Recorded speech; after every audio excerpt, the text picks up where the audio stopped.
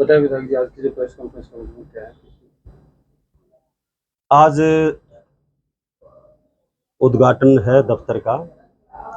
मोनिका राठी के जो चेयरपर्सन की उम्मीदवार है, हमारी पुत्रवधू है, तो मुख्य कार्यकर्ता आज हमने संदेश दे करके बुलवाए थे। चुनाव 19 तारीख का है, रिजल्ट 22 को आएगा, लेकिन अभी से शहर में ये चर्चाएं शुरू होगी कि 60% में अकेली मोनिका है, बाकी 40% में सारे। क्योंकि पिछला जो बोर्ड था उस बोर्ड में इतना ज़्यादा भ्रष्टाचार हुआ। कांग्रेस की चेयरपर्सन थी और बीजेपी का एमएलए था, भाई दीपेंद्र हुड्डा जी बना करके गए थे, लेकिन दीपेंद्र हुड्डा जी के नाम को भी कलंकित करने का काम किया। और भाजपा के लोग ये सोचते थे कि भाई विजेंद्र राठी शराब का बहुत बड़ा ठेकेदार है, बड़ा दमदार आदमी है, ये सरकार के सामने नहीं झुकेगा। लेकिन चेयरमैन दीपेंद्र हुड्डा जी के प्रयास से बनी और फिर बीजेपी के एमएलए के पास विजेंद्र राठी ने आत्मसमर्पण कर दिया। और जिस तरह से लूट मची है, कहने को तो हजारों करोड़ रुपए आए हैं, वो खुद कहते कितने करोड़ का जिक्र था? 2300 करोड़ का। वो खुद कहते 2300 करोड़ रुपए आया, उसमें अमृत योजना के लगभग 90 करोड़ रुपए अलग रहेगी। तो 2400 करोड़ रुपया जो आया वो कहाँ लगा? इनसे पूछने वाला हो कोई?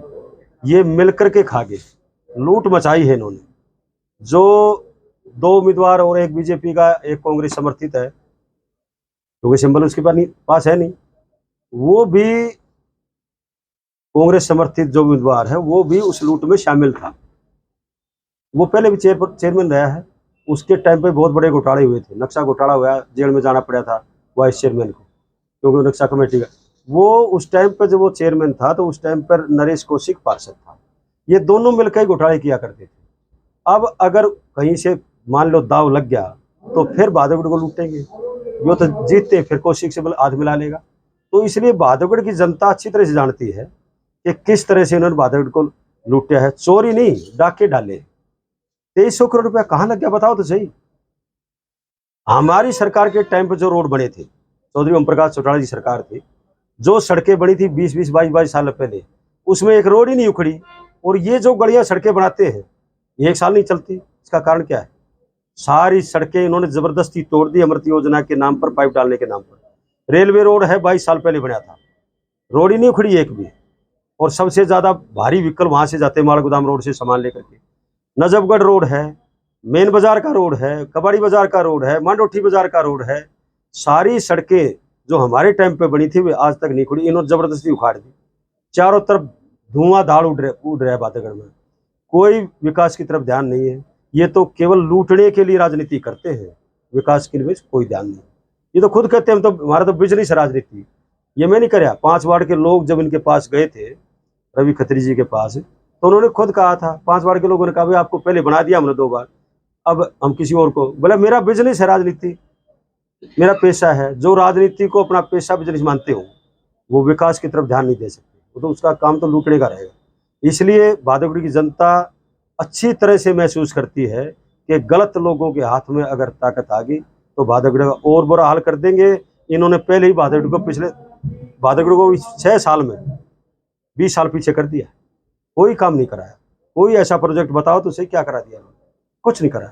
लूट लिया भादवगढ़ को, बेरहमी से लूट लिया। चाहे वो लाइट का घोटाला है, चाहे सफाई का घोटाला है, चाहे वो जो विकास शुल्क आता है नगर पालिका पे, जो प्रॉपर्टी टैक्स आता है, प्रॉपर्टी टैक्स का इतनी बुरी हालत है, लोगों को खाली प्लाटों के भी प्रॉपर्टी टैक्स देना पड़ता है। लोग अपने घरों में किराएदार होकर के रहेगी, प्रॉपर्टी आईडी के नाम पर लोगों को परेशान किया जाता है। ये एक और कानून बना दिया कि अगर मान लो 200 गज का आपका मकान है, आप 100 गज बेचना चाहते हो, आप बेच नहीं सकते। इस किस्म का कानून बना दिया।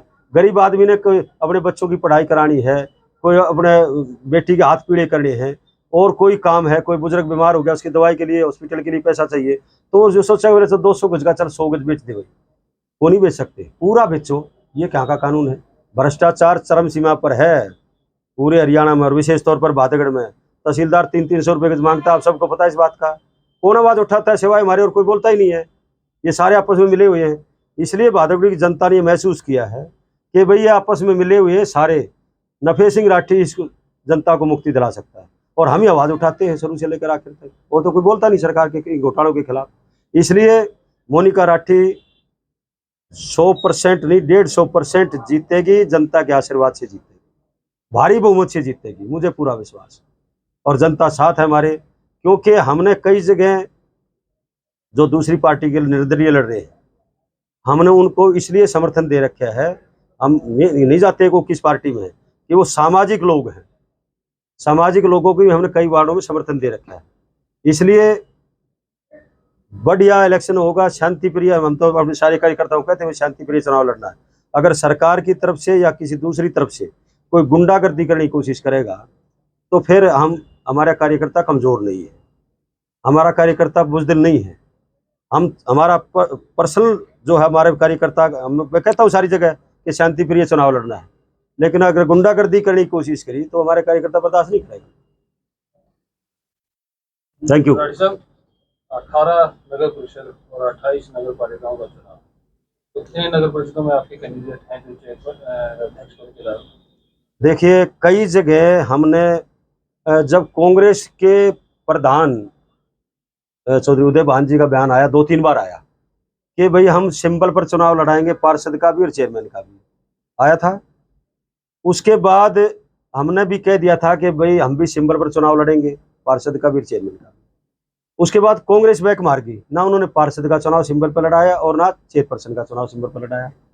बीजेपी ने कहा था सिंबल पर लड़ाई, बीजेपी सिंबल पर लड़ दी है। तो हमने अपनी रणनीति में थोड़ी सी इसलिए बदलाव किया कि हमारे कार्यकर्ताओं की तरफ से कुछ बात आई कि जी कांग्रेस वाले सिंबल पर नहीं लड़ा रहे तो हमें भी नहीं लड़ाना चाहिए। और ये बात चौधरी ओम प्रकाश चौटाला जी, भाई अभय सिंह चौटाला जी के सामने बात आई। मैं उस दिन वहीं बैठा था, 26 तारीख को, 27 को चौटाला साहब की सजा हुई। तो रात को हम बैठे थे पार्टी संगठन पर विचार करने के लिए और इस चुनाव को लेकर चर्चा करेंगे। तो चौटाला साहब ने, भाई अभय सिंह ने, सबने हमने चर्चा करके, और चौटाला साहब ने फिर ये आदेश दिया। अभय सिंह जी ने कहा कि देख लो, इस पर कोई विचार अगर हो सकता है तो कर लो, कार्यकर्ताओं की तरफ से अगर कोई बात है। तो चौटाला साहब ने कहा भी चलो ठीक है, जो कार्यकर्ता सिंबल पर लड़ना चाहे उसको सिंबल पर लड़ाओ, और जो सिंबल पर ना लड़ना चाहे उसको समर्थन दे करके लड़ाओ, आदमी तो अपने ही है वो। तो इसलिए हमने कुछ जगह समर्थन दिया है और कुछ जगह हमने बहादुरगढ़ शहर में 31 वार्ड में से 16 वार्डों में हमारी पार्टी के उम्मीदवार सिंबल पर लड़ रहे हैं पार्षद का चुनाव। 16 वार्डों, 15 वार्डों में हमने दो वार्डों में हमने अपना कैंडिडेट नहीं उठाया है। वहाँ से हम एक 19 में और एक 30 में, वहाँ से हम अपनी चेयरपर्सन की वोट मांगेंगे। एक बात ये भी आ रही है कि आपके परिवार से ही 3 जन चुनाव लड़ रहे हैं, दो पार्षद का और एक, तो उन वार्डों में दूसरे कैंडिडेट नहीं हो सकते? तो मैं बताता हूँ क्या था कि जब मोनिका राठी जहाँ से पार्षद थी वार्ड नंबर 15 में, वहाँ जब चेयरपर्सन का चुनाव आया कि बीसी की सीट होगी, और फिर 22 तारीख को हाई कोर्ट ने फैसला रद्द कर दिया।